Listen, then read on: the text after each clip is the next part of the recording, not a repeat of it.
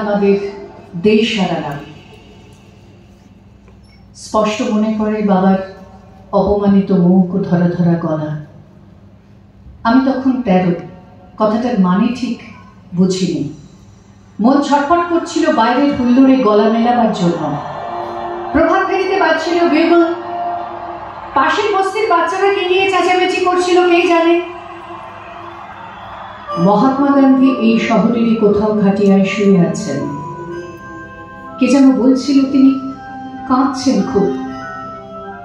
আমার মাও ছলছলে চোখে বলে উঠলেন, চাপা ফুলের গাছটা আমি নিজের হাতে লাগিয়েছি, এবছর সে গাছে ফুল ফুটবে আর আমি দেখতে পাবো না। লাহোর না এলাহাবাদ কোন শহরে যেন হোটেলের ঘরে বসে গরমে ঘামতে ঘামতে রাটক্লিফ নামে এক ইংরেজ কাটাকুটি খেলছেন ভারতের মানচিত্র নিয়ে। তিনি আমার মায়ের চাঁপা ফুল গাছটার কথা কিছুই জানেন না। ঝড়ে উড়ে যাবার মতো একটা গ্রাম চলে যাচ্ছে সীমান্তের এপারে ওপারে। কারো রান্নাঘর গিয়ে পড়লো নতুন দেশে, কোনো গেরস্থের গোয়াল ঘর রয়ে গেল পুরনো রাজ্যে। অনেক নদীও দুভাগ হয়ে গেল, লক্ষ লক্ষ মানুষের জীবন তছনছ হয়ে গেল স্বাধীনতার মূল্য দিতে গিয়ে। পাঞ্জাব ও বাংলা, যে দুটো রাজ্যের ছেলেরা জীবনপণ করে সবচেয়ে বেশি লড়াই করেছে দেশের মুক্তির জন্য, সেই দুটো রাজ্যকে কেটে ফেলে বইয়ে দেওয়া হলো রক্তগঙ্গা।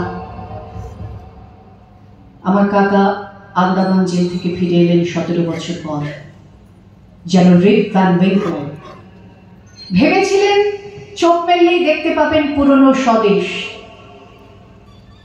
সমুদ্র পার হয়ে এসে যখন চোখ মেললেন, কে যেন প্রচন্ড এক খুশি মানল তার চোখে। তিনি দেখলেন রাটক্লিফের ছুরিতে দ্বিখণ্ডিত ভূমির যেখানে সেখানে ক্ষত। তিনি দেখলেন মানুষ আর মানুষ নেই, কেবল হিন্দু আর মুসলমান। ফজল চাচার ঘুড়ির দোকান আগুনে পুড়ে ছাই। শুভ্র দাড়িওয়ালা এক দরবেশ, যিনি মাথায় চাদর বুলিয়ে আদর করতেন সকলকে, তার লাশ ট্রাম লাইনের পাশে পড়েছিল 3 দিন। প্রেসিডেন্সি কলেজে কাকার সহপাঠিনী রেহানা সুলতানাকে কামড়ে ছিঁড়ে খেয়েছে কয়েকটা রাক্ষস। আর শিয়ালদা স্টেশনের সব প্ল্যাটফর্ম জুড়ে শুয়ে আছে ওপারের গৃহহীন ছিন্নমূল মানুষ। কোন মায়ের এক সন্তান মারা গেছে পথে, আর একজন খিদে কাঁদছে হাতে ভিক্ষের পাত্র।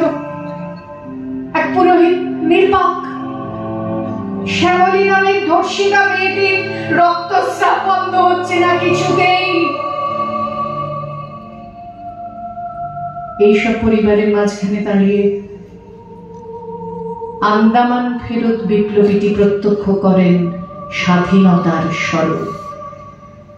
এক বৃদ্ধ চিৎকার করে উঠলেন, গান্ধী না মেনে নিল দেশভাগ। তার পেয়ারের জওহরলালকে কিছুতেই বোঝাতে পারল না। আর যদি সুভাষ বোস থাকতেন এখানে, সুভাষ বোস থাকতেন এখানে, সুভাষ বোস থাকতেন এখানে। সেই চিৎকারের প্রতিধ্বনি গিয়ে পৌঁছল দিল্লিতে। এক মহারাষ্ট্রীয় যুবকের হাতে প্রার্থনা সভায় খুন হলেন গান্ধীজি।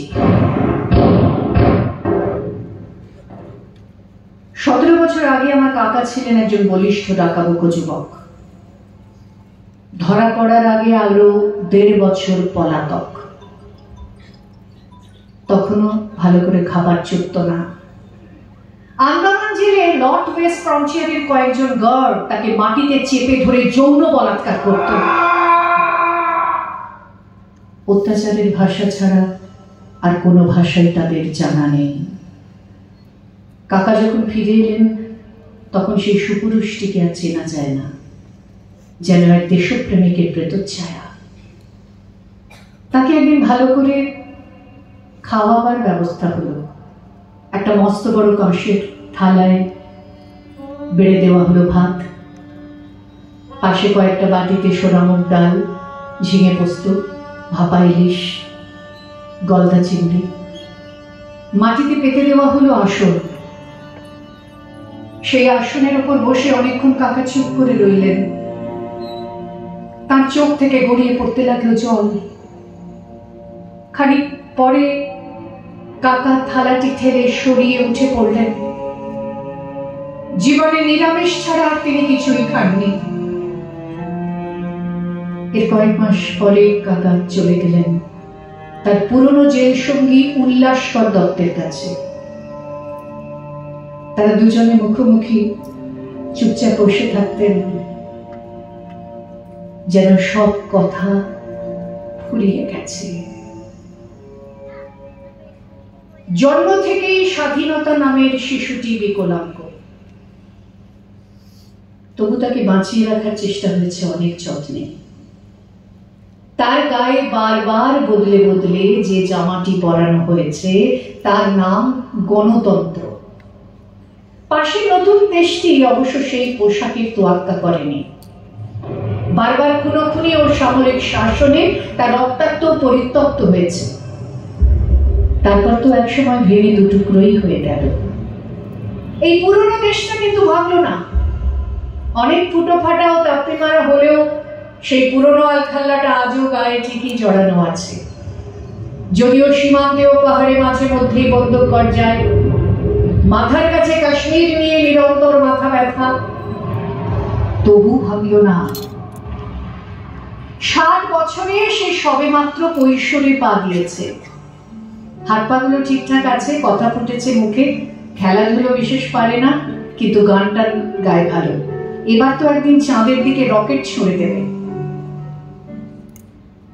মৃত্যুর আগে বাবা বারবার বলেছিলেন, আমি বাড়ি যাব, আমাকে একবার বাড়ি নিয়ে চল।